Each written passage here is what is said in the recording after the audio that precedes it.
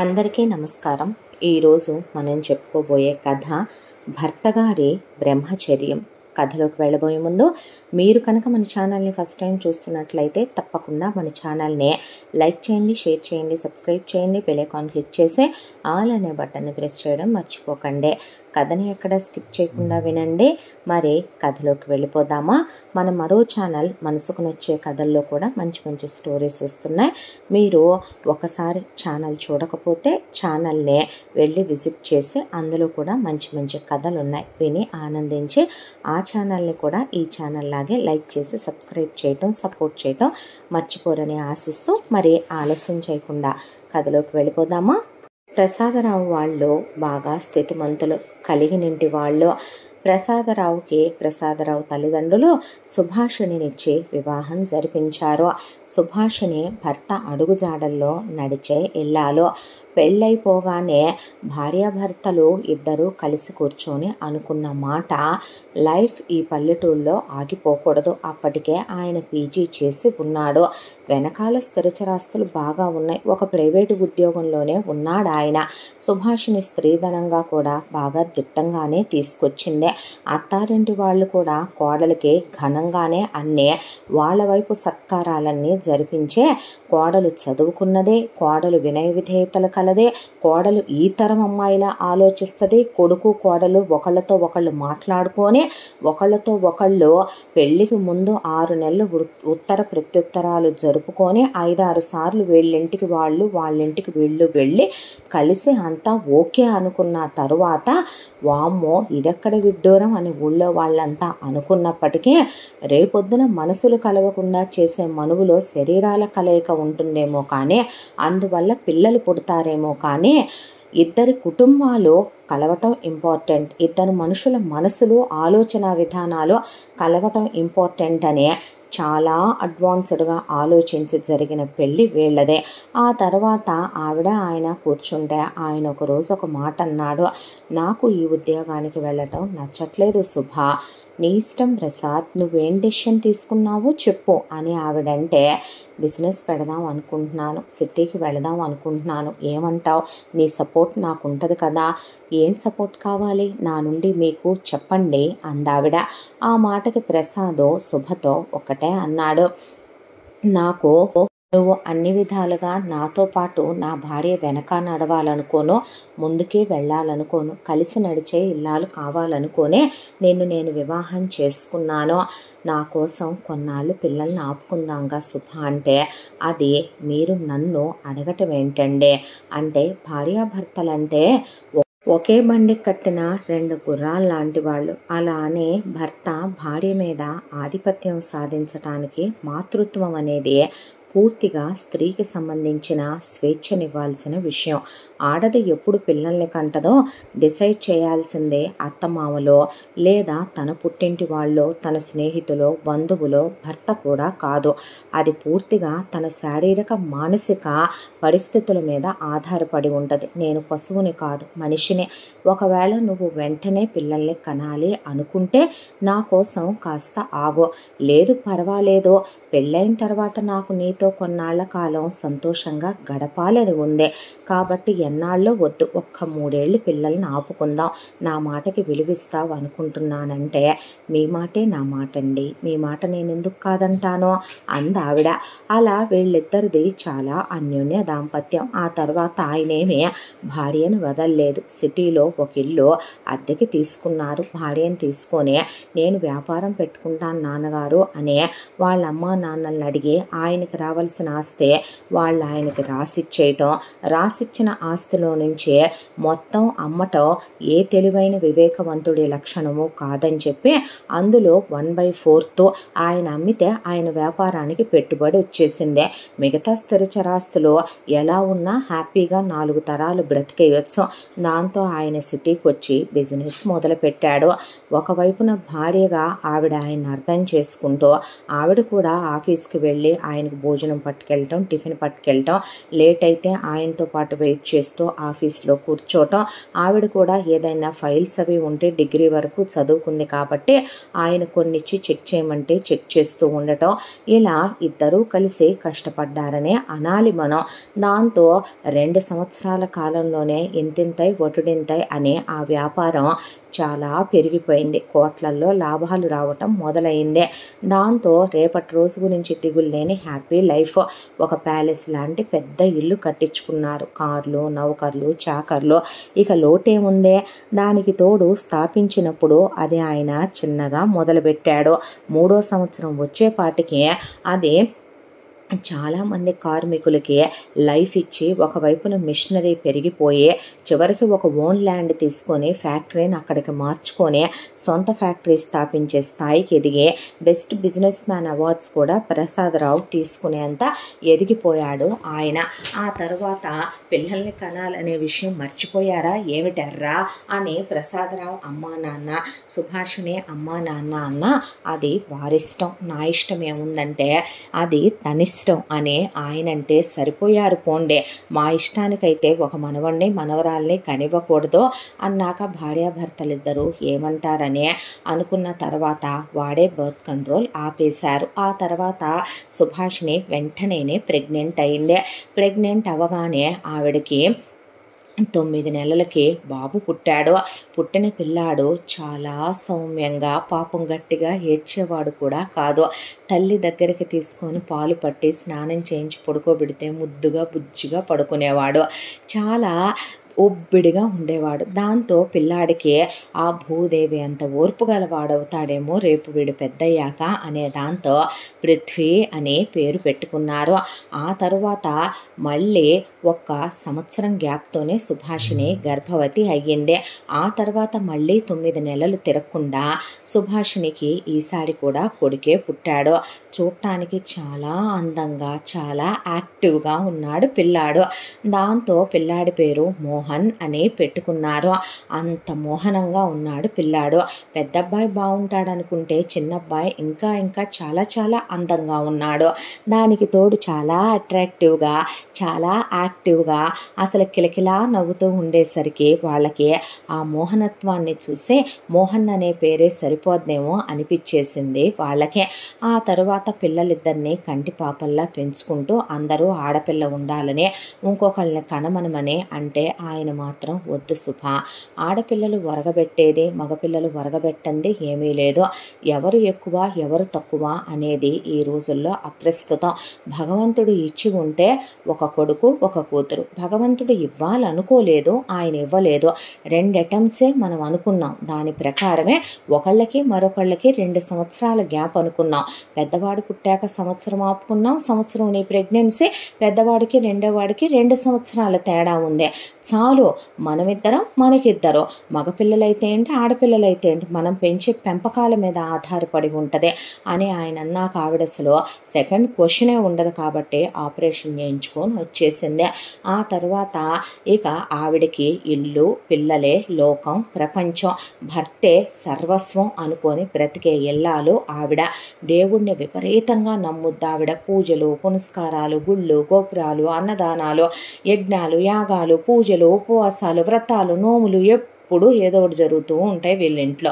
ఇక ప్రసాదరావు ప్రపంచం న్యాయంగా వ్యాపారం చేయటం, వ్యాపారంలో ఇంకా ఇంకా ఎదగటం, ఆస్తుల్ని కొనటం, డబ్బుల్ని కూడబెట్టడం, తల్లిదండ్రుల్ని విలువిచ్చి చూసుకోవటం. ఆయన తల్లిదండ్రులకు ఆరోగ్యం పాడైందని తీసుకొచ్చి ఇక్కడే ఉంచుకుంటే పుణ్యదంపతులు ఒకే రోజు పడుకున్న వాళ్ళు పైలోకానికి వెళ్ళిపోయారు.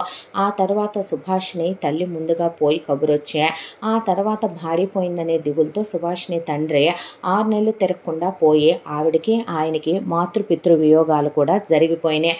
ఇక ఆయన ప్రపంచం అయితే బిజినెస్, లేదంటే ఆవిడ్ని పిల్లల్ని తీసుకొని వాళ్ళు ఫ్యామిలీయే వెళతారు. ఎక్కడికి వెళ్ళినా ఫ్యామిలీ బాండింగ్స్ చాలా ఎక్కువ.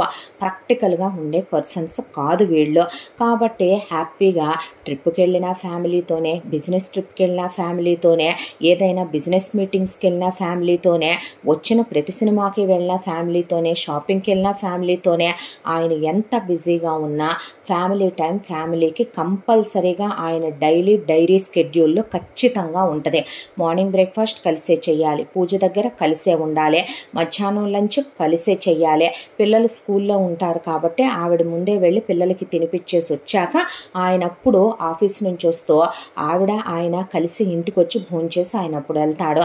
ఈవినింగ్ పిల్లలు స్కూల్ నుంచి వచ్చే టైము, పిల్లలు హోంవర్క్లు అన్నీ చేసేసుకొని ఉండే టైంకి ఆయన ఆఫీస్ నుంచి వచ్చే పిల్లలతో ఆడుకుంటూ ఆవిడతో కబుర్లు చెప్తూ సరసం ఆడుతూ సరదాగా గడిచిపోయి కలిసే డిన్నర్ చేస్తారు. పిల్లలకి బెడ్ టైం స్టోరీస్ చెప్తూ పిల్లల్ని ఆడిస్తూ ఏదో ఒక మూవీ అలాంటివి చూస్తూ పిల్లల్ని నిద్ర పుచ్చేసి వాళ్ళ గదిలో పడుకోబెట్టి ముద్దులు పెట్టుకొని ఆ తర్వాత వైఫ్ అండ్ హస్బెండ్ చాలా క్లోజ్గా ఉంటారు.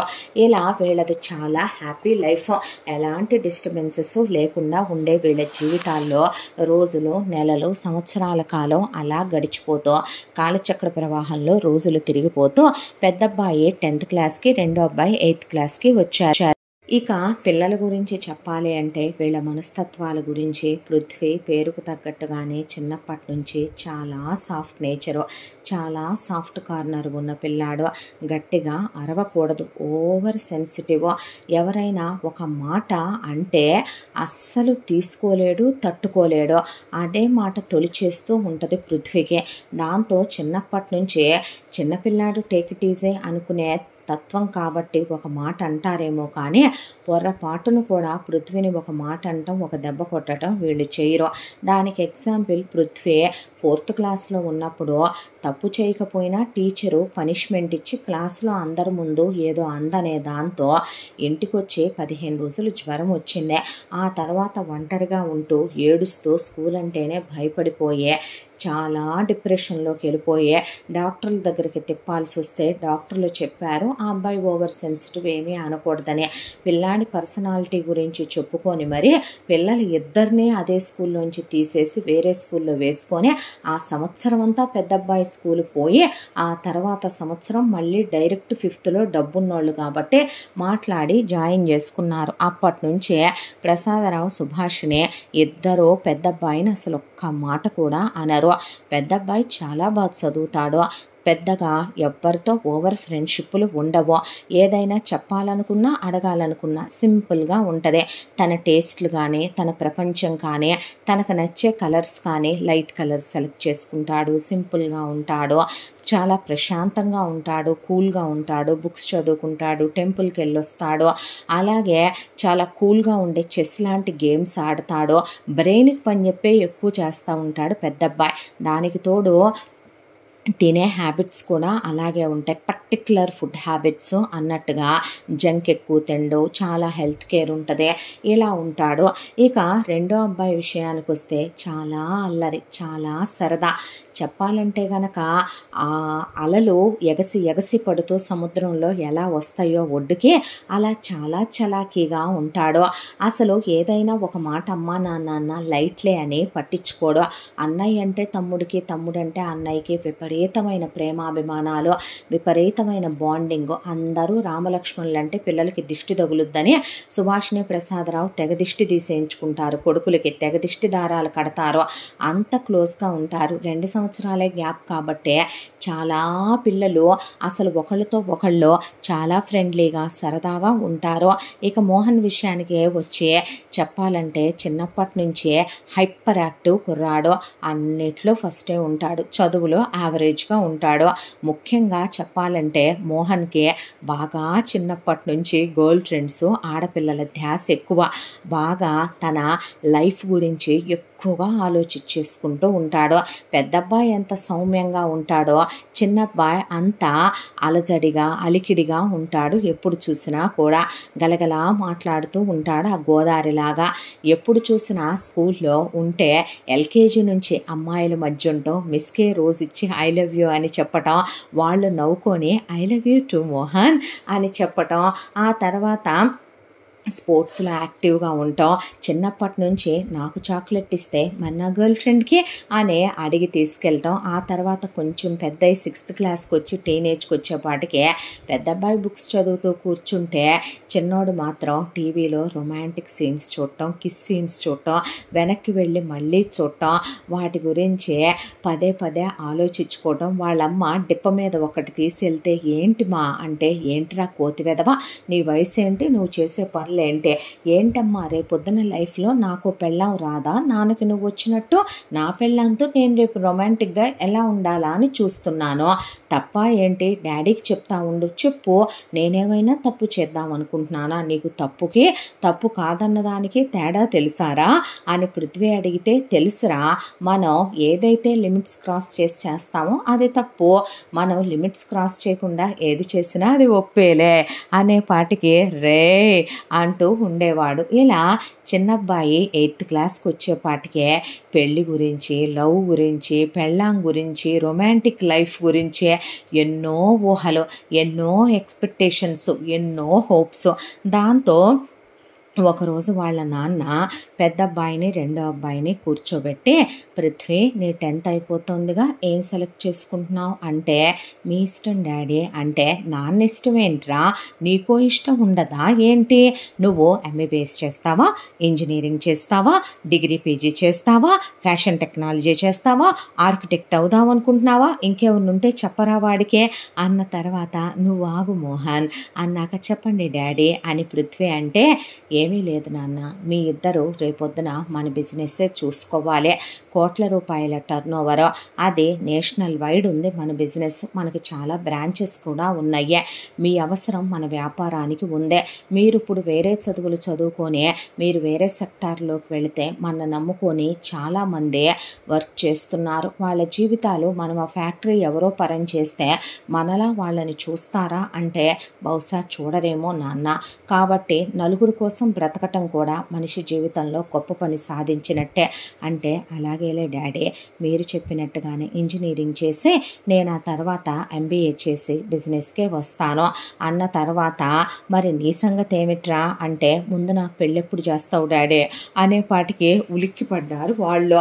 పెళ్లి చేయటం ఏంట్రా సన్నాసి, డాడీ ఏమడుగుతున్నారా అంది సుభాషిణి. అమ్మ నువ్వు అరవకో అన్న తర్వాత, డాడీ నాకు పెళ్ళెప్పుడు చేస్తావు, పెళ్ళేంటి నాన్న అన్నాడు ఆయన. చూడండి డాడీ, లైఫ్లో వైఫ్ అనేది చాలా ఇంపార్టెంట్, దట్టు నాకు నా లవ్ లైఫ్ మీద, నా రొమాంటిక్ లైఫ్ మీద ఓపెన్గా చెప్పాలంటే నా వైఫ్తో చాలా క్లోజ్గా ఉండాలని, ఒరే నువ్వు అయితే అని పృథ్వీ అంటే, నువ్వు రేపొద్దున పీజీ అయిపోయినా ఇలాగే ఉంటావు, నేనేం అలాగ ఉండను, నాకు చాలా ఎక్స్పెక్టేషన్స్ ఉన్నాయి నాన్న అంటే, మరి ఏం చేద్దాం నాన్న, బిజినెస్కే వస్తా, నువ్వు రమ్మన్నావు కాబట్టి, నాకెటు బయటికి వెళ్ళి ఉద్యోగాలు చెయ్యాలి, ఒకటి కింద ఈ టైం వరకే ఉండాలి అంటే నా వల్ల కాదు, గవర్నమెంట్ ఉద్యోగాల మన వల్ల కాదు, డాక్టర్లా చాలా టైం తీసుకోవాలి, అంత టైం నేను పెళ్లి చేసుకోకుండా అస్సలు ఉండలేను, కాబట్టి ఇంజనీరింగ్ చేస్తా నీకోసం, ఏదో ఓ డిగ్రీ ఉండాలి, కాబట్టి అవ్వంగానే నాకు పెళ్లి చేయవా అనేపాటికి, అదేంట్రా అని ఆయన అంటే, అలా అనకు డాడీ, లవ్ లైఫ్ డాడీ, నీకేం తెలుసు డాడీ, ఎన్ని సినిమాలు చూస్తున్నానో, ఇదిగో నీకో విషయం తెలుసా, first hug, first kiss, first touch, నీకేం తెలుసు నాన్న వాటన్నిటి గురించే అంటే, నాకు పెళ్ళయిందిరా, అయిందిలే డాడీ పెళ్ళి, మీ ఇద్దరు పెళ్ళేంటి, మహా అయితే గనక అమ్మ నువ్వు చెప్పిన దానికి ఓకే అంటదే, అమ్మ చెప్పిన దానికి నువ్వు ఓకే అంటావు, అలా కాదా ఇద్దరు కూర్చొని కాంప్రమైజ్ అయిపోయి మాట్లాడుకుంటారు, వైఫ్ అండ్ హస్బెండ్గా మీలో ఒకళ్ళకొకళ్ళకి అన్నీ నచ్చి చేసేసుకున్నారు, ఆ తర్వాత ఏదో లైఫ్ బిజినెస్లని అవని ఇవని, ఏదో కామన్ వైఫ్ అండ్ హస్బెండే కదా, ఇందులో నాలాగా లవ్బుల్గా ఉండటం ఎక్కడుంది, రొమాంటిక్గా ఉండటం ఎక్కడుంది, హ్యాపీగా ఉండటం ఎక్కడుంది, ఏమీ లేకుండానే మీరు పుట్టారంట్రా అంటే, డాడ్ ఓపెన్గా మాట్లాడుకుందాం, మమ్మీకి నువ్వు రోజుకి ఎన్నిసార్లు ఐ లవ్ యూ చెప్తావు, మమ్మీని ఎన్నిసార్లు హక్ చేసుకుంటావు, మమ్మీని ఎన్నిసార్లు ముద్దు పెట్టుకుంటావు, లిప్ లాక్ కాదులే దవడ పగులుద్దు వెదవా అని వాళ్ళ అమ్మ అంటే, తప్పేంటమ్మా, నేను టీనేజ్కి వచ్చాను, మాట్లాడొచ్చు, నేనేమన్నా చిన్నోడిని అనుకుంటున్నావా, ఇప్పుడు ప్రపంచం పిల్లలకి చిన్నప్పుడే చాలా తెలుస్తుంది, డాడీ మమ్మీకి నువ్వు ఎన్నిసార్లు గిఫ్ట్లు తెస్తావు, ఎన్నిసార్లు మీ యానివర్సరీకి నువ్వే మమ్మీకి ఫస్ట్ విష్ చెప్తావు, నువ్వు మమ్మీ ఎన్నిసార్లు ఒకళ్ళకొకళ్ళు తినిపించుకుంటారు. మమ్మీ తల్లో నువ్వు పూలు ఎన్నిసార్లు పెడతావో, మమ్మీ నువ్వు కలిసి పర్సనల్ ట్రిప్స్కి ఎన్నిసార్లు వెళ్ళొస్తారో, సరే ఇవన్నీ కాదు మీ ఇద్దరు రోజుకి ఎన్నిసార్లు కలుస్తారు అనేపాటికి ఆవిడ ఒక్కటేసింది లెంపకాయ. కొట్టకు అని ఆయన అంటే ఏదో లేరా అనేసరికి మహా ఒకసారి, అంతకుమించి నువ్వు రొమాంటిక్గా ఉండవు డాడీ, మమ్మీ ఎక్స్పెక్ట్ చెయ్యదు కూడా. దీన్ని హ్యాపీ లైఫ్ రొమాంటిక్ లైఫ్ అనుకొని మీ వరకు మీకు ఇది సరిపోతుంది కాబట్టి మీరు గడిపేస్తున్నారు. ఇక వీడున్నాడనుకో, వీడి దద్దీతనానికి ఇంకో దద్దీని దేవాలి, నువ్వు తీసుకొస్తే సరిపోద్ది. రే నా గురించి ఎందుకు నీకు, స్టూపిడ్ చూడ్ డాడీ అని పృథ్వీ లోపలికి వెళ్ళిపోతే, చూసావా నేనన్న మాటకే సిగ్గుపడి మెలికలు తిరిగి లోపలికి వెళ్ళిపోయాడు నీ పెద్ద కొడుకు, అలా ఉండకూడదు నాన్న అంటే ఆ మాటకైనా అందరికీ నీలా అవ్వదులేరా లైఫ్. నీ లైఫ్లో నువ్వు కావాలనుకున్న డ్రీమ్స్ అన్నీ దేవుడు నీకు కమ్ ట్రూ చేయాలని మనస్ఫూర్తిగా కోరుకుంటున్నాను నాన్న.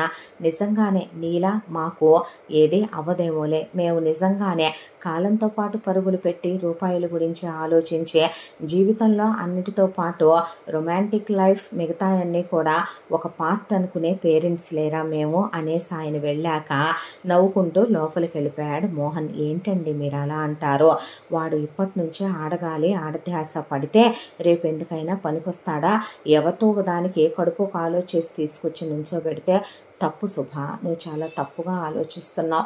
వాడు వయసుకి 8th క్లాస్లోనే ఉండుండొచ్చు, కానీ వాడు అడిగిన దాంట్లో అన్న దాంట్లో నిజం లేదంటావా? నిజంగానే చాలామంది బతికేస్తున్నాం అనుకుంటున్నారు అంతే.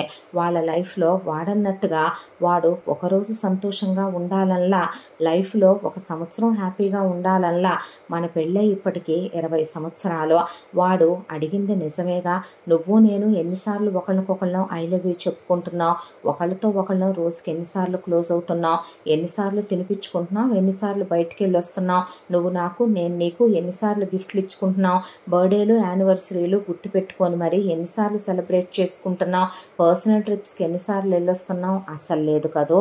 చూసావా వాడన్నట్టు నిజమేగా, రోజుకు ఒకసారి కలవటం కూడా మనం గగనమే కదో.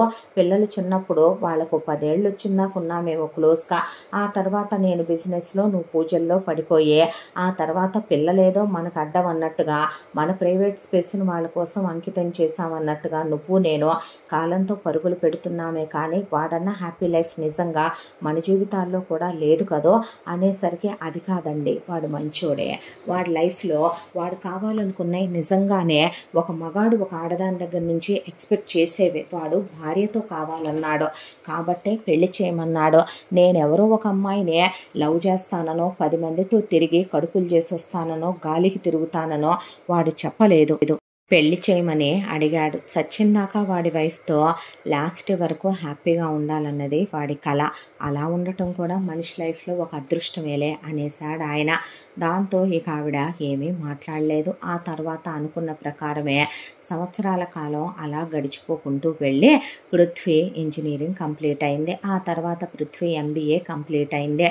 1 సంవత్సరం పాటు ఆయన బిజినెస్కి తీసుకెళ్ళి అన్నీ పృథ్వీకి ట్రైన్ చేయటం కూడా అయిపోయి పృథ్వీ బిజినెస్ చూసుకుంటూ ఉండగానే ఈలోపు ఇంజనీరింగ్ కంప్లీట్ అయిపోయి నాకు పెళ్లి చేస్తావా చేయవా అని గొడవ చేస్తే, నువ్వు కూడా MBA చేయి నాన్న, అన్నయ్య పెళ్ళి అవ్వగానే నీ పెళ్లి చేస్తాను, అన్నయ్యకి సంబంధాలు చూస్తున్నాను, అన్నయ్యకి నేను సంబంధం చూసుకొని అన్నయ్య అమ్మాయి మాట్లాడుకొని ఓకే అనుకొని అన్నయ్యకి ఎంగేజ్మెంట్ పెళ్ళి అయిపోయేలోపు నీ PG అయిపోద్ది అని చెప్తే, అది కాదు డాడీ నా బంగారం కదూ అని ఆయన పెద్దబ్బాయి PG అయిపోగానే చిన్నబ్బాయిని MBAలో వేశాడు. వేసి కూడా 1 సంవత్సర కాలం అయిపోయింది.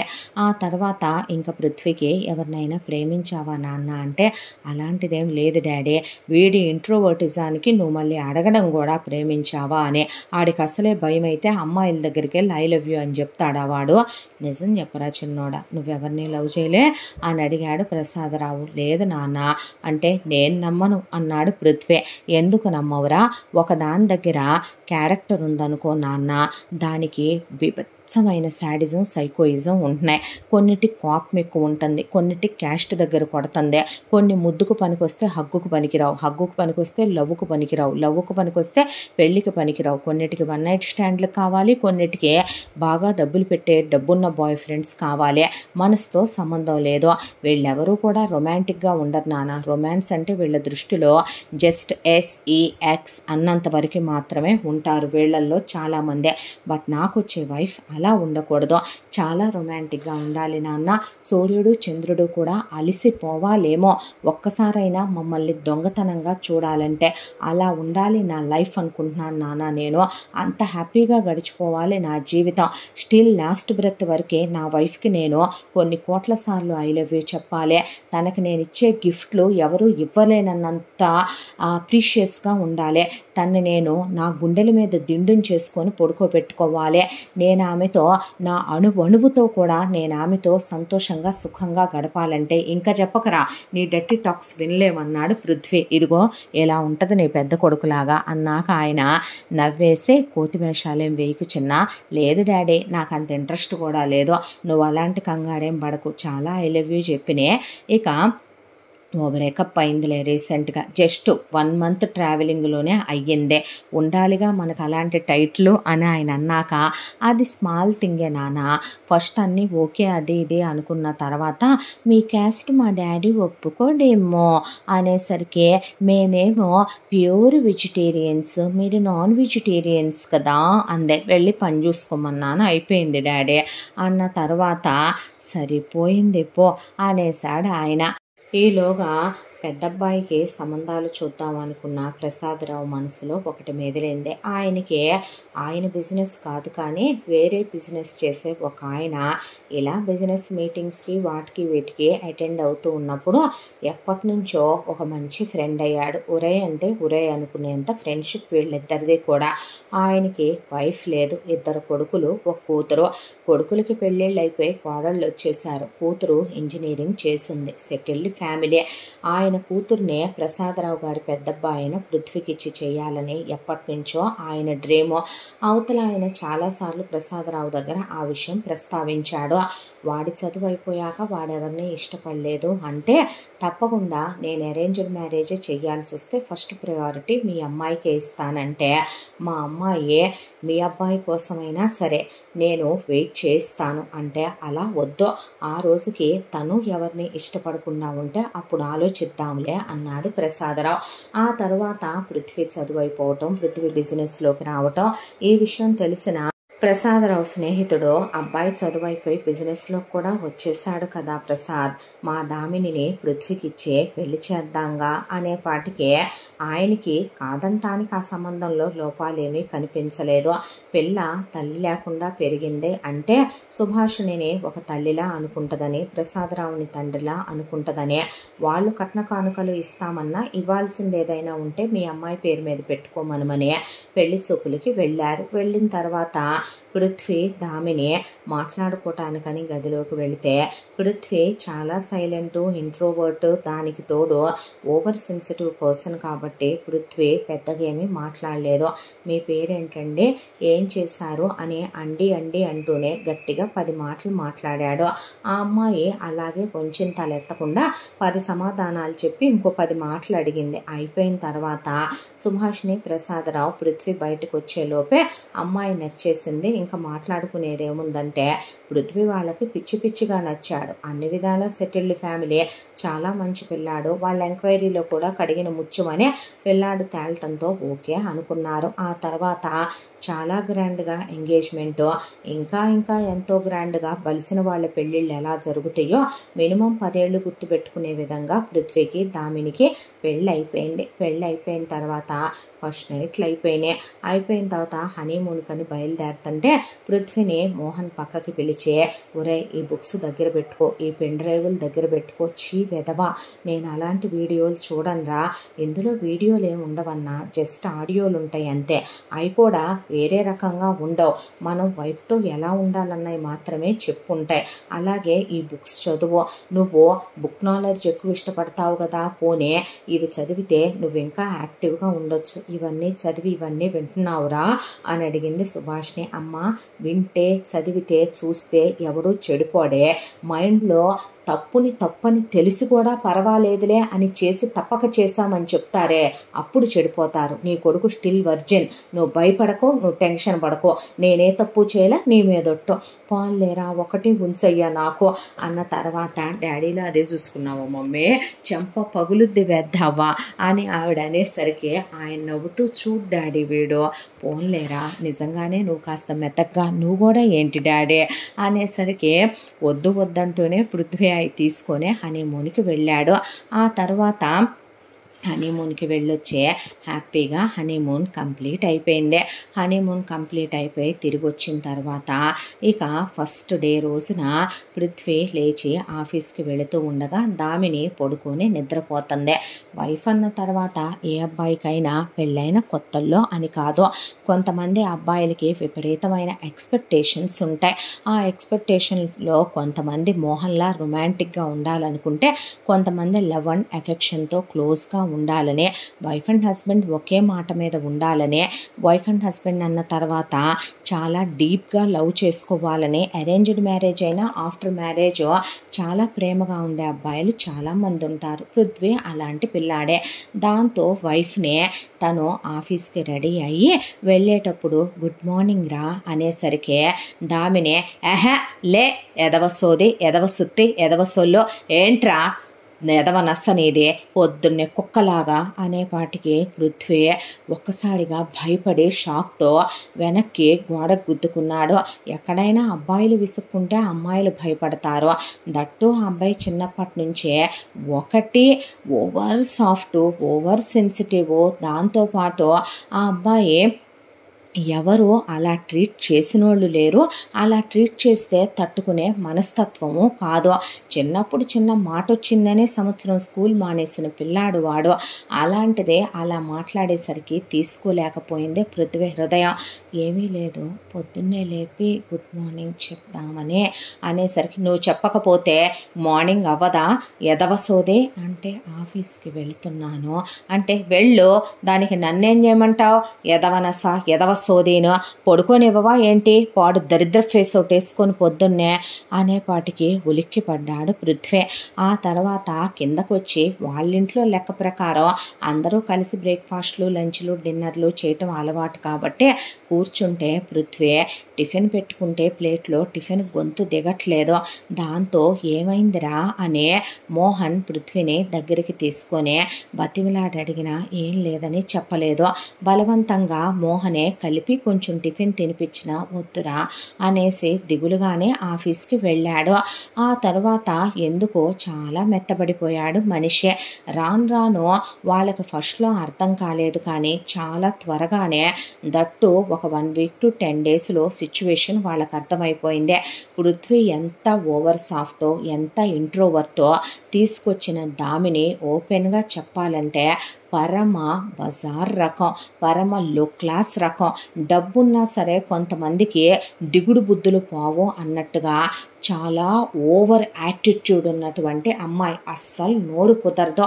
ఎంత మాట పడితే అంత మాట, నోటికొచ్చేది బూతు మాట, నోటికొచ్చేది వల్గర్ మాట, నోటికొచ్చేది అనే మాట, అనకూడని మాట అనేది ఆలోచించుకోకుండా ఎవరిని పడితే వాళ్ళని ఎంత మాట పడితే అంత మాట అనేయటం ఆ అమ్మాయికి ఉన్నటువంటి అలవాటు. అమ్మ లేకపోవటంతో అన్నలు అబ్బా పెంపకంలో పెరిగి విచ్చలవిడితనానికి పరమ గాలి రకంగా తయారయ్యే, విచ్చలవిడి గాలిగా తయారై పెరిగిన అమ్మాయే. వీళ్ళ ఆడపిల్లల గురించి ఎంక్వైరీ చెయ్యకూడదులే, కనుక్కోకూడదులే, తప్పులే, స్నేహితుడు కూతురులే, ఏముందలే అన్న దాంతో కనీసం ఆ అమ్మాయితో ఆ అబ్బాయిని ఒక 6 months ట్రావెల్ చేద్దామని పృథ్వీ అడుగుదామని వచ్చే లోపే వీళ్ళు సంబంధం పెళ్లి చూపుల్లో ఓకే చేసేసుకున్నారు. దాని ఫలితానికి అమ్మా నాన్న సరే అన్నారని చేసుకున్న పాపానికి శిక్ష అబ్బాయికి పడ్డట్టుగా అయిపోయింది. ఆ అమ్మాయి గురించి చెప్పాలంటే పొద్దున్నే నిద్ర లేవదు. 12 గంటలకి నిద్ర లేచి బ్రష్ చేసుకోకుండా బెడ్ కాఫీ అంటదే. అత్తయ్యని అత్తయ్య అని పిలవదు, ఆంటీ అని పిలవదు, మామయ్యని అంకుల్ అని పిలవదు, మామయ్య అని పిలవదు, ఓయ్ దోయ్ ఏ పిలుపులు.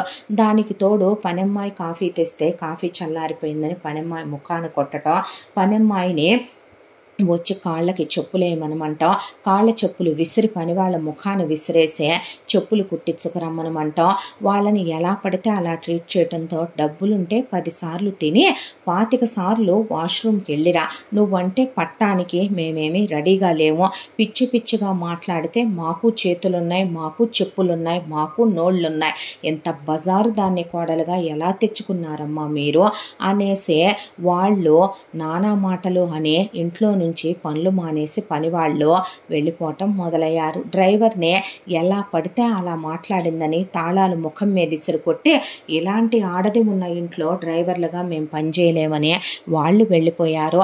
ఇదంతా ఒక ఎత్తు అయితే కోడలు పొద్దున్నే నిద్ర లేవకపోవటం, అత్తగారన్న తర్వాత ఎవరికైనా కొన్ని ఎక్స్పెక్టేషన్స్ ఉంటాయి. వాళ్ళేమి ఇంట్లో పాచి పనులు చేయమనమనో పూజలు చేయమనమనో అన్నరు కాబట్టి పొద్దున్నే లేచి ఆవిడ పూజ చేస్తుంది, ఓ దండం పెట్టుకొని మొగుడితో పాటు కలిసి సరదాగా మరితో మామగారితో అత్తగారితో కలిసి టిఫిన్ చేసి మొగుడిని ఆఫీస్కి పంపించే సరదాగా ఏ ఫోనో మాట్లాడుకుంటూ టీవీ చూసుకుంటూ అత్తగారితో కలిసి కాలక్షేపం చేస్తూ వాళ్ళు వంట చేస్తారో తినటమో భర్త క్యారియర్ పట్టుకెళ్ళటమో సరదాగా కాసేపు ఏ రెస్ట్ తీసుకోవటమో లేదంటే ఏ షాపింగ్కో అత్తగారికి చెప్పి వెళ్ళటమో ఇలాంటివి చేస్తే ఏమీ ఉండదు. కానీ ఆ అమ్మాయి లేవటమే 12ంటికి నిద్ర లేచే, లేవటమే బూతులు మాట్లాడుతూ నిద్ర లేచే, ఫోన్లు చాటింగులు, ఎవరెవరో అబ్బాయిలు రావటం, వాళ్ళని తీసుకొని బెడ్రూముల్లోకి వెళ్ళటం, ఆ తర్వాత ఫ్రెష్ అయ్యి కిందకి రావటం, టిఫిను ఇష్టమైతే తింటది, లేదంటే టిఫిన్ బాగాలేదని ప్లేట్లు నేలకేసి కొట్టడం, వంట ముఖాన్ని కొట్టడం, అక్కడి నుంచి బయటికి వెళ్ళి బలాదూరు తిరిగి రాత్రి 12ంటికో 1 గంటకో ఇంటికి అప్పుడు రావటం, వచ్చిన దగ్గర నుంచే ఇక గదిలోకి వెళితే పృథ్వీ చెయ్యాలంటేనే భయపడిపోవటం మొదలు పెడితే చిరాగ్గా ఉంది. రా, నాకు ఒకసారి సరిపోవట్లేదు, ఏం మగాడివిరా నువ్వు, పెళ్ళాన్ని ఎలా సాటిస్ఫై చేయాలో తెలియదా, డాక్టర్ దగ్గరికి వెళ్ళు, ట్యాబ్లెట్లు వాడు. ఆ మాటలన్నీ వాళ్ళకి వినపడుతుంటే నరాలు తెగిపోయాయి సుభాష్ని ప్రసాదరావుకే. ఇక ఒకవైపున మోహన్ ఇంట్లో అటు ఇటు తిరుగుతుంటే, రే ఇట్రారా అని మోహన్ అంటే, నా పేరు రా కాదు అంటే, నేను నీ వదిన్ని, నిన్ను నేను ఎలాగైనా పిలవచ్చు, నాకు నీకు పెద్ద ఏజ్ గ్యాప్ కూడా లేదులే, కానీ అటు ఇటుగా ఒకటే ఏజ్ ఉంటుంది మన ఇద్దరికి, కొన్ని మంత్స్ తేడా అయ్యేలే, కానీ ఒకసారి ట్రిప్కి వెళ్తున్నాం మేము, మాతో పాటు నువ్వు రావచ్చుగా, ఎంజాయ్ చేసి వద్దాం అనే పాటికి గుండె అదిరిపోయిన సుభాష్ని, ఏం మాట్లాడుతున్నావు అమ్మాయి నువ్వు, సంస్కారం ఉన్న మాటలేనా అవనే పాటికి ధిక్కంటే ధిక్కనే అత్తాకోడల మధ్య గొడవలు మొదలైపోయినాయి. దాంతో పైపెచ్చి ఇదంతా ఒక ఎత్తంటే మధ్య మధ్యలో ప్రసాదరావు వియ్యంకుడు దామిని వాళ్ళ నాన్న వస్తే వేరే మగాళ్ళు కూడా వచ్చిపోయే ఇల్లు కాబట్టి సుభాష్ని కూడా డ్రెస్సులు వేసుకుంటుంది, బయటికి వెళ్ళేటప్పుడు personal space, wife and husband ఉన్నప్పుడు ఆవిడ చుడీదార్లు వేస్తుంది, అలా కాకుండా తొడల వరకే ఒళ్ళంతా కనపడే బట్టలు, ఇక చెప్పాలంటే గనక ట్యూబ్ టాప్లు వేసుకొని మగాళ్ళ ముందు కూర్చుంటే, ఏంటి నువ్వు ఆ కూర్చోటం అంటే, మా నాన్నకు అలవాటే, మా అన్నయ్యలకు అలవాటే, నీ మొగుడు నీ పెద్ద కొడుకు నీ చిన్న కొడుకు తేడా క్యాండిడేట్లు కదా, నన్ను అదోలా చూస్తున్నారంటే, నువ్వు ఆడదానివేగా, నీ మొగుడుని నువ్వు సాటిస్ఫై చేయట్లేదా, నువ్వు ఇచ్చే సుఖం చాలక నీ మొగుడు నా వైపు చూస్తున్నాడా, అయితే ఏం మామ అనే పాటికి ఆయన కొళ్ళు మండిపోయి కోడళ్ళు కొడితే సంస్కారం కాదని సుభాష్ని చెంప పగలగొట్టెళ్ళాడు ఆయన. దాంతో పెళ్ళైన ఇన్నేళ్లలో ఏ రోజు మొగుడి చేత ఆవిడ ఒక తిట్టే తినేరగదు, అంత అన్యోన్యంగా ఉండే దంపతులు వాళ్ళు. అలాంటిది ఈ బజారు దానివల్ల నువ్వు నన్ను కొడతావా, నువ్వు నన్ను చీట్ చేస్తావా అంటే, ఆ అమ్మాయి హీనంగా మాట్లాడిందనుకో, నీకైనా బుద్ధి ఉండొద్దంటే నువ్వు కూడా ఆ అమ్మాయితో వాదనలకి దిగి ఘర్షణలు పెంచేసి ఇంట్లో మగాళ్ళకు మనశ్శాంతి లేకుండా ఏంటి గొడవ అనేసరికి ఏం మాట్లాడుతున్నారండి మీరు, నేనేమైనా వేసనా, బజార్ ఆడదాన్నా, ఇల్లు ఇల్లులా ఉండాలనే, ఇల్లాలు ఇల్లాల్లా ఉండాలనే, ఇల్లాలంటే పద్ధతిగా ఉండాలని చెప్పటం తప్ప అండి. నేను ఒకానొక రోజున చదువుకొనే మిమ్మల్ని వివాహం చేసుకొనే మీ ఇంటికి కోడలుగా వచ్చానో, మీ అమ్మా నాన్నగారులతో నేను ఇలాగే ఉన్నానా, మా పుట్టింటి వాళ్ళు నన్ను ఇలాగే పెంచారా, వచ్చిన తర్వాత మీ పద్ధతులు అలవాట్లు వేరు, నేను ఏవి అలవాటు చేసుకోకుండానే, నేను ఏ విషయంలోనూ సర్దుకుపోకుండా కాంప్రమైజ్ అయిపోకుండానే మన ఇష్టాలు ఒకటయ్యాయా, మీరు నా కోసం కొన్ని మార్చుకుంటే నేను మీకోసం కొన్ని మార్చుకున్నాను, అదే కదండి జీవితం అంటే. కూతురు తప్పు చేసిందనుకోండి, తల్లి పెంపకం సరిగ్గా లేదు, లేదు అంటారు. కోడలు తప్పు చేసిందనుకోండి, అత్తగా పెద్దదయ్యుండి ఆడదయ్యుండి చెప్పొద్దా అంటారు. ఆ అమ్మాయి పొట్టి బట్టలు వేసుకోవటం తప్ప, అవునా కాదా, అది నాకు అప్రస్తుతమైన విషయం. ఆ అమ్మాయి కొడుకుతో పర్సనల్ స్పేస్లో ఉన్నప్పుడు వేసుకోవచ్చు, ట్రిప్పులకు వెళ్ళినప్పుడు వేసుకోవచ్చు, వాళ్ళ బెడ్రూమ్లో వేసుకోవచ్చు, వైఫ్ అండ్ హస్బెండ్ పర్సనల్గా బయటకు వెళ్ళేటప్పుడు వేసుకోవచ్చు. నేను ఎడ్యుకేటెడ్నే, నేను చదువుకున్నాను, కానీ పూజ గదిలో హై హీల్స్ చెప్పులు వేసుకొని రావచ్చంటారా? మీరు చెప్పండి. అలాగే ఇంట్లో బికినీ లాంటి డ్రెస్సులు వేసుకొని తిరగొచ్చంటారా? ఆడది పొద్దున 12 దాకా నిద్ర లేవదా? లేచిన తర్వాత పనివాళ్ల ముఖాన్ని టిఫిన్ ప్లేట్లు కొట్టొచ్చా? వాడికి మనశ్శాంతి ఉందా? వాడిని రా వచ్చి నువ్వు చెయ్యయ్యే, నువ్వు సంతృప్తి పరచట్లేదు నన్ను అని ఒక ఆడదంటే ఒక మగాడికి అసలు దాని మీద చెయ్యాలనే కోరిక కలుగుద్దా? వాడు భయస్తుడండి, వాడు భయపడుతున్నాడు. మీకు తెలుసు వాడి మనసు ఎలాంటిదనేదే. చిన్నప్పుడు టీచర్ ఒక మాట అంటేనే సంవత్సరం స్కూల్కి వెళ్లకుండా డిప్రెషన్లోకి వెళ్ళిపోయాడు మన బిడ్డ. అలాంటిది మీ స్నేహితుడనే మీరు చూసి చేసిన అరేంజ్డ్ మ్యారేజ్ నిప్పు పెట్టడం వల్లనే వాళ్ళ లైఫ్ అలా అయిపోయింది. లేదంటే నా పెద్ద కొడుకు సంతోషంగానే ఉండేవాడేమో అని ఆవిడ ఒకవైపున అంటూ ఉండగానే పైన పృథ్వీ బెడ్రూమ్లో కూర్చొని వర్క్ చేసుకుంటుంటే దామిని, అసలు నువ్వు మగాడివేనా? నీకు మగతనం ఉందా? నీ అమ్మకి ఎదురు చెప్పలేవా? అసలు ఏం మగాడివిరా నువ్వు? రేపొద్దున నువ్వు కనీసం నా కడుపు చేయగలవా? పిల్లల్ని కనగలవా? నీకు సమర్థత ఉందా? నువ్వు పెద్ద గేఫెలోవి, నువ్వు అలాంటోడివి ఇలాంటోడివి అంటే అసలు ఆ అబ్బాయి అలాంటి మాటలు తీసుకోవటం అనేది ఇంపాసిబుల్ విషయం. దాంతో ఆ అబ్బాయి వల్ల కాక మొత్తం అన్నీ లెటర్ రాసి పెట్టి పక్క బెడ్రూమ్లోకి వెళ్ళి పడుకొని మళ్ళీ బ్రతకూడదనే దాంతో ఓ డబ్బా స్లీపింగ్ పిల్స్ మింగేశాడు పృథ్వీ. దాంతో అనుకోకుండా మోహన్ అటుగా వెళుతూ వాటర్ బాటిల్ కోసం అన్నయ్య చాలా ఫాస్ట్గా అవతల గదిలోకి వెళ్ళటం చూసి ఏమైందా అని వెళ్ళి గది తలుపులు బద్దలు కొట్టేలోపే మోహన్ అప్పటికే లోపలికి వెళ్ళేసరికి పృథ్వీ స్పృహ తప్పిపోవటం కూడా అయిపోయింది. వాము నా పెద్ద కొడుకు అని ఒక్కసారిగా కుప్ప కూలిపోయింది సుభాషిణి. అప్పటికప్పుడు పెద్దబ్బాయిని హాస్పిటల్కి తీసుకెళ్తే ఎమర్జెన్సీలో జాయిన్ చేసి చాలా సీరియస్ క్రిటికల్ పొజిషన్లో ఉన్నాడని, అతను చాలా డిప్రెసివ్గా కూడా ఉన్నాడని, ఈ మధ్య సరిగ్గా ఫుడ్ తీసుకోవట్లేదా ఏంటమ్మా, ప్లేట్లెట్స్ దగ్గర నుంచి బ్లడ్ వరకు అన్నీ డౌన్లోనే ఉన్నాయని, ఇలాగే ఉంటే మనిషికి హార్ట్ అటాక్ రావచ్చు, లేదా ఆ అబ్బాయికి బ్రెయిన్ అటాక్స్ జరగవచ్చు, ప్యానిక్ అటాక్స్ జరగవచ్చు, ఇలా ఉంటే గనక మనుషులకే చాలా ప్రమాదం, ఏమైంది అసలు అనే పాటికి మా అబ్బాయి ఓవర్ సెన్సిటివ్, మా అబ్బాయి దానికి తోడు ఇంట్రోవర్ట్, ఇక కొంచెం డిస్టర్బెన్స్ ఉండి వైఫ్ అండ్ హస్బెండ్ మధ్య పెళ్లి చేసేటప్పుడే అన్నీ చూసుకోవాలి కదమ్మా, అలాంటి వాళ్ళకి అలాంటి వాళ్ళనే ఇచ్చి చెయ్యాలి, కానీ మీరెలా ఓవర్ యాటిట్యూడ్ ఉన్న పర్సన్ ఇచ్చి చేశారనేసి వెళ్ళాడు డాక్టరు. ఆ తర్వాత ఆ అబ్బాయి 72 గంటలు పట్టింది స్పృహలోకి రావటానికి. ఈలోపు ప్రసాదరావు ఆ లెటర్స్ అన్నీ చదువుకొని బెడ్రూమ్లో ఇలా ఉంటుంది నా లైఫ్, నేను బ్రతకలేకపోతున్నాను, ఈ విషయం అమ్మా నాన్నలకి తమ్ముడికి చెప్పుకోలేను, అత్తమావలతో బావమరుదులతో పంచుకోలేను, బయట ఫ్రెండ్స్తో నాకు ఇలాంటివి షేర్ చేసుకునే అలవాట్లేదు, నరకం అనుభవిస్తున్నాను, నేను ఇలా మాటలు పడలేను, పుట్టిన దగ్గర నుంచి నాకు పడే అలవాట్లేదు, నేను ఇలాగే లైఫ్ లీడ్ చేయటం, ఇలాంటి ఆడదాంతో బెడ్రూమ్లో బెడ్ మీద ఎలా ఉండాలో కూడా చెప్పే వైఫ్తో నా వల్ల కాదు కాపురం చేయటం, నేను దీనికన్నా పోవటమే బెటర్ అని నేను చనిపోతున్నాను డాడీ అని అబ్బాయి రాసిని మొత్తం చదువుకున్న ఆయన ఇక ఫ్రెండ్ని పిలిపించాడు. ఏమిట్రా ఇదే, నీ భార్య లేదని, నీకిద్దరు కొడుకులు ఒక కూతురు అని, నీ కొడుకులకు పెళ్ళిళ్ళు అయిపోయి కోడళ్ళు వచ్చారని ఆడపిల్లని ఎంతో పద్ధతిగా పెంచావనుకుంటే ఇదేనా ఆడపిల్లని పెంచాల్సిన లక్షణం, మారవే నువ్వు అని చెప్పారు వాళ్ళు.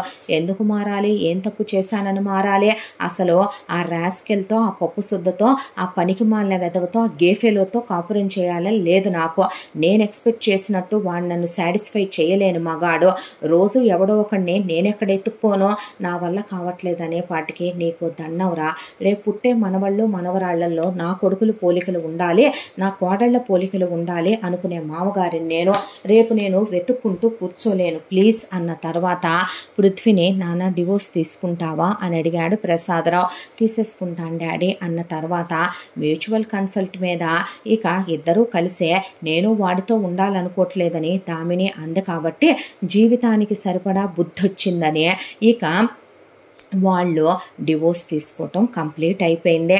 అన్నయ్య లైఫ్ ఇలా అయిపోయిందనే దాంతో పీజీ అయిపోయిన తర్వాత నోరు కూడా ఎత్తకుండా సైలెంట్ అయిపోయి అన్నయ్య లైఫ్ సెటిల్ అయ్యేంత వరకు తన లైఫ్లో మిగతా వాటి గురించి మాట్లాడటం సంస్కారవంతుల విషయం కాదని మోహన్ ఏమీ మాట్లాడకుండా ఆఫీస్కి రా చిన్నోడా అని ప్రసాదరావు అంటే ఆఫీస్కి వెళ్ళటం మొదలుపెట్టాడు మోహన్. సంవత్సరంలోనే పెద్దబ్బాయి బ్రతుకు మొత్తానికి నానా నరకం అయిపోయి తెగదెంపులైపోయిందని దిగులు ఒక పక్కన సుభాషిణికి, ప్రసాదరావుకి అన్న లైఫ్ ఇలా అయిపోయిందని మోహన్కి ఒక దిగులు. ఆ తర్వాత పృథ్వీ బాగా డిప్రెషన్లోకి వెళ్ళాడు. పృథ్వీని డిప్రెషన్లో నుంచి బయటికి తీసుకురావటానికి ఇంటిల్లపాది చెయ్యందంటూ లేదు. గుళ్ళకి తిప్పారు, గోపురాలకి తిప్పారు, సైకియాట్రిస్టుల దగ్గరే తిప్పారు. ఆ తర్వాత అబ్బాయికి చిన్నపిల్లలంటే ఇష్టమని అక్కడికి టెంపుల్స్కి, ట్రిప్పులకి ఆ అబ్బాయిని నార్మల్ చేయటానికి మోహన్ సినిమాలకి, షికార్లకి, బయట ప్రపంచంలోకి వెళ్ళాలంటేనే అందరూ తన్నే చూసి తన గురించే మాట్లాడుకుంటున్నారన్న దగ్గర నుంచే నీ గురించి ఎందుకు మాట్లాడుకుంటారు, no one is perfect here అన్నయ్య, అందరిలోనూ ఏవో ఒక లోపాలు ఉంటాయి, మనం వాళ్ళలో లోపాలు చుట్టం మొదలు పెడితే ఎంత అంటావు చెప్పు అనేసరికి గడిచిపోయిన గతంలో నుంచి ఆ అబ్బాయి ఆ గతంలో ఉన్నటువంటి చేదు జ్ఞాపకాల్లో నుంచి బయటికి తీసుకురావటానికి వీళ్ళకి కొంత టైం పట్టింది. ఆ తర్వాత పృథ్వీ మళ్ళీ నార్మల్ అయ్యే ఇదివరకు ఇట్లాగా సరదాగా నవ్వుతూ ఉంటూ మళ్ళీ ఆఫీస్కి వెళ్ళటం మొదలుపెట్టాడు. ఆ తర్వాత పెద్దోడా అంటే చెప్పండి డాడీ అన్న తర్వాత పెళ్లి చేసుకోరాదు నాన్న, ఇలాగే లైఫ్ స్పాయిల్ చేసుకోకూడదు కదో, ప్రతిదానికి సెకండ్ ఛాన్స్ ఉంటుంది, ఒకసారి తప్పే చేసాం నాన్న, మేము కరెక్ట్ చేసామని చెప్పట్లేదు, కానీ ఈసారి మాత్రం అన్ని విధాలుగా ఆలోచించి నువ్వు ఒక 6 నెలలు ట్రావెల్ చేసి ఓకే అని చెప్తేనే అప్పుడే నీకు ఆ సంబంధం చూసి పెళ్లి చేస్తాను, ఓకేనా అన్న తర్వాత పృథ్వీ ఏం మాట్లాడలేదు. మాట్లాడకపోతే మోహన్ వద్దన్నా ఇలాగే ఉండిపోకు, లైఫ్లో ఒక్కొక్కసారి అనుకోకుండా కొన్ని బ్యాడ్ ఇన్సిడెంట్స్ జరుగుతూ ఉంటాయి, పాస్ట్ ఈజ్ పాస్ట్, పాస్ట్ను పాస్ట్లోనే వదిలేయాలి, నీకంటూ ఒక లైఫ్ ఉంటుంది, ప్రతిసారి లైఫ్ ఇలాగే ఉంటుంది అని ఎప్పుడూ అనుకోకూడదు. మేబీ నీకు నచ్చిన అమ్మాయి, నువ్వు మెచ్చిన అమ్మాయి, నువ్వు డ్రీమ్ గర్ల్ అనుకునే అమ్మాయి, ఇలాంటి అమ్మాయితో నా లైఫ్ బాగుంటుంది అనుకునే నీలాగే ఉండే ఒక తింగర వదినమ్మని తీసుకొద్దాం లేరా ఈసారి అన్న తర్వాత నవ్వేసి మీ ఇష్టం అన్నాడు పృథ్వీ. దాంతో ఈసారి మాత్రం సుభాషిణి, ప్రసాదరావు చుట్టాల్లో, బంధువుల్లో, అయిన వాళ్ళల్లో పిల్లల్ని ఇస్తామన్నా వద్దని దండం పెట్టి, మిగతా స్నేహితులు ఇస్తామన్నా వద్దని దండం పెట్టి, చివరికి ఎవరిస్తామన్నా కాదని 10 మంది పెళ్ళిళ్ళ పేరయ్యల్ని పెట్టి పర్సనల్గా ఒక్క అమ్మాయి దట్టు సేమ్ తమ పెద్ద కొడుకులాగా ఉండేలాంటి అమ్మాయిని వెతకమని మరీ పంపించారు పెళ్ళిళ్ళ పేరయ్యల్ని. ఆ తర్వాత వీళ్ళకి ఒక అమ్మాయి వాళ్ళ సంబంధం దొరికింది. ఆ అమ్మాయి వాళ్ళ అమ్మ నాన్న కట్న కానుకలు ఇచ్చుకోలేరు, అలాగనే ఆ పిల్ల చాలా సాఫ్ట్, అచ్చుగుద్దినట్టు పృథ్వీకి జిరాక్స్ కాపీ, పృథ్వీ మెయిల్ అయితే ఆ అమ్మాయి ఫిమేల్ వర్షన్ అంతే. ఇద్దరు ఒకేలాంటి మైండ్ సెట్లు, మనస్తత్వాలు ఉన్న పిల్లలు. ఆ అమ్మాయి అంత ఇంట్రోవర్ట్గా, ఆ అమ్మాయి అంత సెన్సిటివ్గా ఉందని ఈ రోజుల్లో ఉన్న హైపర్ యాక్టివ్ అబ్బాయిలు కానీ, లేదా ఓవర్గా డామినేటింగ్గా ఉండే అబ్బాయిలు కానీ, మమ్మ పప్ప బాయ్లకు కానీ ఆ అమ్మాయి నచ్చక చాలా సంబంధాలు రిజెక్ట్ అవుతున్న ఆ సంబంధం వెళ్ళి ప్రసాదరావు వాళ్ళు పిల్లని చూస్తే పిల్ల చక్కగా ఉంది, అమ్మాయి పేరు అంజలి. దాంతో ఇక సుభాషిణి, ప్రసాదరావు కంగారు పడకుండా ముందు పృథ్వీని కలవమన్నారు, మాట్లాడుకోమన్నారు. ఓకే అనుకున్నాక 6 నెలలు ట్రావెల్ చేయమన్నారు. అప్పటికి సరే అనుకున్న తర్వాత అప్పుడు పెద్దబ్బాయికి పెళ్లి జరిపించారు. పెద్ద వాళ్ళు ఇంటికి వచ్చింది, నిజంగా చాలా మంచి పిల్ల. సుభాషిణితో, ప్రసాదరావుతో ఒక కోడల్లా కాదు కూతుర్లా కలిసిపోయింది. మోహన్తో కూడా వదిన అంటే చాలా ప్రేమగా ఉండే తత్వం. భార్యాభర్తలిద్దరూ ఆ తర్వాత వాళ్ళు ఫస్ట్ నైట్లు, హనీమూన్లు అయిపోయి తమ్ముడు పెళ్ళయ్యేంత వరకు పిల్లల్ని కనకూడదు, అప్పుడే వద్దని వాళ్ళు ప్లాన్ చేసుకునే ఇద్దరు సాఫ్టే కాబట్టి ఏది మాట్లాడుకున్నా కళ్ళతో మాట్లాడుకుంటారో, పర్సనల్గా అయితే గదిలోకి వెళ్ళి మాట్లాడుకుంటారు. బాగున్నారు జంట, హ్యాపీ. పెద్దబ్బాయి లైఫ్ సెటిల్ అయిపోయింది. పాపం చిన్నబ్బాయి ఎప్పటి నుంచో సంబంధాలు చూడమని అంటంటే వాడి ఆశ కొద్దే లేట్ అయిందేమో శుభ అనుకుంటూ ఇంజనీరింగ్ అప్పుడు అన్నాడు. తర్వాత పీజీ అయింది, పెద్దోడు పెళ్ళయింది, డివోర్స్ అయినాయి, డిస్టర్బెన్స్లు అయినాయి అనే దాంతో, చిన్నోడా సంబంధాలు చూడనయ్యా అంటే, వద్దులే నాన్న, ఎందుకు రోజు వాకిలి ఉడిచి కల్లాపి చల్లి ముగ్గేస్తూ వదినకి అమ్మకి జల్లేస్తూ ఇంట్లో వంట చేస్తూ కూర్చుంటా, పెళ్ళెందుకు నాకు అనేసరికి, ఏంట్రా అంత మాట అన్నావు, ఎప్పుడు నాన్న నువ్వు నాకు పెళ్లి చేయాలని నేను అడిగిందే అనేపాటికి, సిచ్యువేషన్లు తెలిసి కూడా అలా అనకరా అన్నాడు ఆయన. ఇంకా లేట్ చేస్తావేంటి అనేపాటికి, సరే మొత్తానికి ఆయన చిన్న కొడుకు కావాలనుకున్న క్వాలిటీస్ అయ్యి వాళ్ళకి తెలుసు కాబట్టి ఒక 100 సంబంధాలు వస్తే అందులో నుంచే 30 సంబంధాలు ఫైనల్ చేశారు. ఆ 30 సంబంధాలు మోహన్ ముందు పెడితే అందులో నుంచి 10 ఫైనల్ చేసి ఆ 10 మందిని వెళ్ళి 1 by 1 నేను పెళ్లి చూపులకి అది రాను నాన్న, నేను వెళ్ళి కాఫీ డేలో కలుస్తాను అని చెప్పి వెళ్ళి ఒక కాఫీ డేలో కలిశాడు. ఒక్కొక్కళ్ళనే 9 మంది రిజెక్ట్ అయ్యారు. 10వ అమ్మాయి పేరు కామిని. ఆ అమ్మాయిని వెళ్ళి కలిస్తే అస్సలు వంచిన తలెత్తకుండా చాలా సాంప్రదాయంగా డ్రెస్సింగ్ చేసుకొని అమ్మా నాన్నలు చాలా పద్ధతిగా పెంచారని, ఆ అమ్మాయి సెటిల్డ్ ఫ్యామిలీ, దానికి తోడు వీళ్ళది అరేంజ్డ్ మ్యారేజ్ కాబట్టి క్యాస్ట్లు ఒకటేను, ఇంజనీరింగ్ వరకు చదువుకున్నానని చెప్పింది. ఆ అమ్మాయి మోహన్కి ఇన్నోసెంట్గా ఉండటం, దానికి బదులు ఆ అమ్మాయి చాలా బాగోటం, ఇలా చాలా కారణాలతో ఆ అమ్మాయి ఓకే అనిపించింది. అనిపించిన తర్వాత ఒక 6 నెలలు ట్రావెల్ చేయరా అని అమ్మా నాన్న చెప్తున్నా, మోహన్కి అసలే పడకటింటి ఎక్స్పెక్టేషన్స్, రొమాంటిక్ థాట్స్ ఎక్కువ కాబట్టి వెంటనే నాకు పెళ్లి చేయండి, అమ్మాయి నాకు చాలా నచ్చిందంటే, కామిని వాళ్ళ అమ్మా నాన్న అసలు వెయ్యి అందుకోవటమే మా అదృష్టం అన్నట్టు ఎగిరి గంతేసే వెంటనే ఎంగేజ్మెంట్. ఆ తర్వాత ఎంగేజ్మెంట్ అవ్వగానే వీళ్ళకి పెళ్ళి జరిగిపోయింది. జరిగిపోయిన తర్వాత ఫస్ట్ నైట్ ఏర్పాట్లు అని మాట్లాడుకుంటూ ఉంటే, మీ బొంద, నాకు ఇక్కడ ఏ ఏర్పాట్లు వద్దు, నా కోసం నాన్న మన కోసం నువ్వు ల్యాండ్ తీసుకున్నావు కదా, అక్కడ టెంట్లు వేయించి ఇదిగో ఇలా డెకరేట్ చేయించు అని చెప్పి గూగుల్లో కొన్ని పిక్స్ తీసుకొచ్చిస్తే, పెద్దోడా అంటే నేను చూసుకుంటానులే డాడీ అని తమ్ముడు ఆశ తీరా తమ్ముడు ఎలా చెప్పాడో మొత్తం ఆ ప్లేస్ అంతా రోజ్ పెటల్స్, ఆ తర్వాత బయటికి కనిపించకుండా ఉండేలాగా ఒక పెద్ద గుడారం లాగా వేయించి అందులో ఏసీలు ఫిక్స్ చేయించి అందులో వీళ్ళకు బెడ్డింగ్ వేయించి చాలా బ్యూటిఫుల్గా డెకరేట్ చేయించి సెక్యూరిటీ పర్పస్ 1కి 100 సార్లు చెక్ చేసుకొని పెద్ద అబ్బాయి ఆ తర్వాత ఓకేరా అన్నాక ఇంకా మీరు వెళ్ళండి ఇక్కడే తగలడ్డారేంటి అనేసరికి వాడు ఇంకా ఉంటే కొట్టేలా కొరికేలా ఉన్నాడంటే, ఆల్ ద బెస్ట్ అంద అంజలి, థ్యాంక్ యూ వదిన అన్నాక అనేసరికి, సరిపోద్దురా నీకు అన్న తర్వాత ఇక పెళ్లి కూతుర్ని అలంకరించి అన్ని నగలు వేసి కామిని లోపలికి పంపించే ఇక మోహన్ వాళ్ళ అమ్మ నాన్న కామిని వాళ్ళ పేరెంట్స్ వెళ్ళిపోయారు. తర్వాత మోహన్కి అసలే చచ్చేన్ని డ్రీమ్స్. దాంతో కామిని పక్కకి వెళ్ళి కూర్చొని, నీకు తెలుసా ఈ రోజు కోసం నేను టీనేజ్కి వచ్చిన దగ్గర నుంచి ఎదురు చూస్తున్నాను. నాకు వైఫ్ అంటే కేవలం వైఫ్ని నేను అందరి మగాళ్ళలా వంట చేయాలనో, పిల్లల్ని కనాలనో, ఇంటి పనులు చేయాలనో, ఉద్యోగం చేయాలనో, బిజినెస్లు చేయాలనో, డబ్బులు సంపాదించాలనో, కట్నాలు తేవాలనో, అందగత్తె రంభ ఊర్వశి అయ్యుండాలనో ఇలాంటి ఎక్స్పెక్టేషన్స్ ఎప్పుడూ పెట్టుకోలేదు. కానీ నాకు రొమాంటిక్ లైఫ్ మీద చాలా థాట్స్ ఉన్నాయి, నాకు చాలా చాలా చాలా ఎక్స్పెక్టేషన్స్ ఉన్నాయి తెలుసా అంటూ ఆ అమ్మాయి దగ్గరికి వెళ్ళాడు. వెళ్ళేసరికి ఆ అమ్మాయి మెల్లగా తోసేసి పక్కకి వెళ్ళిందే. అమ్మాయిలంటే టెన్షన్ ఉంటుంది కదా అని మళ్ళీ దగ్గరికి వెళ్ళి హక్ చేసుకుని ముద్దు పెట్టుకోబోతే మళ్ళీ ఆ అమ్మాయి వెనక్కి వెళ్ళిపోయింది. తన ఫ్రెండ్స్ సరదాగా చెప్తే తను వినున్నాడు. అమ్మాయిలు ఫస్ట్ నైట్ రోజున అబ్బా వద్దు, చీ, వెళ్ళు, సిగ్గేస్తుంది ఏంటి అని ఇలా అంటారని. కానీ ఆ అమ్మాయి అలా అనకుండా ఏదో భయంతో విసుగుతో తోసేస్తున్నట్టు అనిపించి, టెన్షన్ పడుతున్నావా, టెన్షన్ పడుకో, నేను చాలా చదివాను వీటి గురించి, చాలా వీడియోలు చూశాను, చాలా తెలుసుకున్నాను, నేను నీకే బాధ కలగనివ్వను, నీకే పెయిన్ ఉండనివ్వను, నీకు నచ్చుతాను చూడు, నీకు మళ్ళీ మళ్ళీ కావాలనిపించేలా ఉంటాను చూడరా అని ఆ అమ్మాయిని గట్టిగా తనే దగ్గరికి తీసుకొని, ఆ అమ్మాయి వద్దు కాదు అంటున్నా బలవంతంగానే ఒకసారి అయితే ఆ తర్వాత ఏ ఆడపిల్లైనా క్లోజ్ అయిపోద్దలే, ఫస్ట్ టైం అన్నాక టెన్షన్ పడతారని క్లోజ్ అయ్యాడు. క్లోజ్ అయిన తర్వాత ఇన్ని సంవత్సరాల నా బ్రహ్మచర్యం ఈ రోజుతో నీకు ఇచ్చేసాను పో అనేసి అలా పడుకున్నాడు. ఆ తర్వాత ఆ అమ్మాయి లేచి వెంటనే చాలా ఫాస్ట్‌గా బట్టలు కట్టేసుకుంటే, "ఎందుకు అప్పుడే బట్టలేసుకుంటున్నావు? వైఫ్ అండ్ హస్బెండే గదా!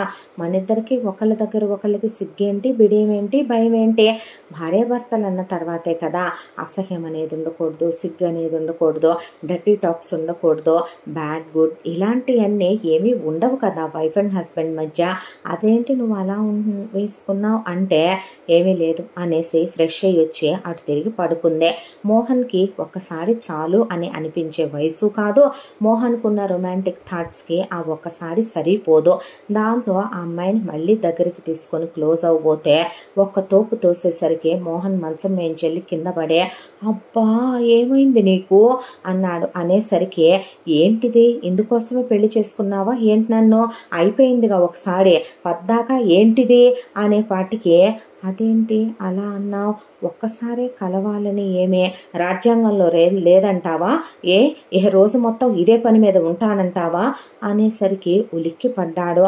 ఆ తర్వాత ఏం మాట్లాడలేదు, సైలెంట్‌గా పడుకున్నాడు. నెక్స్ట్ డే ఆ అమ్మాయితో మళ్ళీ కలుద్దాం, క్లోజ్ అవుదామని అనుకున్నాడు. అనుకుంటే ఆ అమ్మాయి, "ఇందుకే పెళ్లి చేసుకున్నావా? ఇహ పద్దాక నీకు ఇదే ధ్యాస" అని ఆ రోజు అసలు ముట్టుకోనివ్వలేదు. ఆ తర్వాత థర్డ్ డే మళ్ళీ, "ఏమైందిరా నీకు? నాకు చెప్పు. ఏదైనా ఇబ్బందిగా ఉందా? పీరియడ్ టైమా? పీరియడ్ క్రాంప్స్ వస్తున్నాయా? పోనీ ఏదైనా బాధ అనిపిస్తుందా? పోనీ ఏదైనా ఇబ్బందిగా ఉందా? పోనీ డాక్టర్ని కన్సల్ట్ చేద్దామా?" అని ఇలా చాలా అడిగినా, "అదేమీ లేదు" అనేసరికి, "మరి నేను నచ్చలేదా? నేను ఇష్టం లేదా? నేను వద్దా? ఏమైంది? అబ్బా ఏంటి పద్దాకి ఇది?" అంటూ ఉండగా, వైఫ్ అండ్ హస్బెండ్ అన్న తర్వాత మన మధ్య ఏ అరమరికలు లేకుండా క్లోజ్ అవ్వాలనే నాకుండదా? నువ్వంటే నాకు చాలా ఇష్టం, నాకు చాలా ప్రేమ, అదెందుకు అర్థం చేసుకోవనే తనే ఒత్తిడి చేసి మళ్ళీ కలిసిన ఒక్కసారే. రెండోసారికి మళ్ళీ గొడవ రాద్దాంతో ఆ అమ్మాయిని రెండోసారి కదిలించకుండా ఉంటే వాతావరణం ప్రశాంతం. లేదా అమ్మాయిని రెండోసారి కదిలిచ్చాడా, బ్లోట్ పేలిపోయినట్టు పేలిపోతుందా ఆ అమ్మాయి. అలాగే హనీమూన్కి వెళ్ళారు. హనీమూన్లో నీకేమన్నా కావాలంటే కొనుక్కో అంటే కొనుక్కుంటుంది, సినిమా తీసుకెళ్తే వస్తుంది, డిన్నర్కి తీసుకెళ్ళి తినిపిస్తే తింటుంది, లంచ్కి తింటుంది, ఆ అమ్మాయి కాళ్ళకు బూట్లు వేస్తే వేయించుకుంటుంది, మిగతా అన్నీ చేయించుకుంటుంది. బెడ్ దగ్గరకు వచ్చి చెయ్యి వేసేసరికి ఆ అమ్మాయి ఒక్కసారిగా మళ్ళీ సేమ్ గొడవ, సేమ్ గోల, సేమ్ ఇదే అంతా. దాంట్లో నెల రోజుల హనీమూన్కి వెళ్తే ఇద్దరూ కలిసి భార్యాభర్తలుగా ఒక 7-8 సార్లు కలిశారేమో ఫిజికల్గా. ఆ తర్వాత మళ్ళీ తీసుకొని ఇంటికి వచ్చాడు. ఇంటికి వచ్చిన తర్వాత కూడా సేమ్ కామన్ ప్రాబ్లం. అడిగి అడిగి అడిగి విసిగిపోతున్నాడు మోహన్. దాంతో మోహన్ డల్గా ఉండటం చూసిన ఒక ఫ్రెండ్, మోహన్కి చాలా మంచి ఫ్రెండ్స్ ఉంటారు, పృథ్వీకి కూడా ఉండేది ఒకళ్ళిద్దరైనా, పృథ్వీ అసలు ఇలాంటివి షేర్ చేసుకోడు కానీ మోహన్ ఫ్రెండ్స్ చాలా క్లోజ్గా ఉంటారు. "ఏమైందిరా మోహన్, ఎందుకు అలా ఉన్నావు? పెళ్ళంటే అదన్నావు ఇదన్నావు, అంత హైప్ ఇచ్చావు ఏంట్రా? పెళ్ళయ్యాక బండి సులువు అయిపోయింది" అని ఒక అబ్బాయి అడిగితే, దాంతో ఇంకొక అబ్బాయి కూడా వచ్చి, "ఏంటి మామ మాట్లాడుకుంటున్నారనే పాటికి, ఏమీ లేదు, తను ఎందుకో నన్ను దూరం పెడుతుంది, నాకెందుకో తను దూరంగా ఉంటుంది, ఏంటో అర్థం కావట్లేదు సిచ్యువేషను" అన్న తర్వాత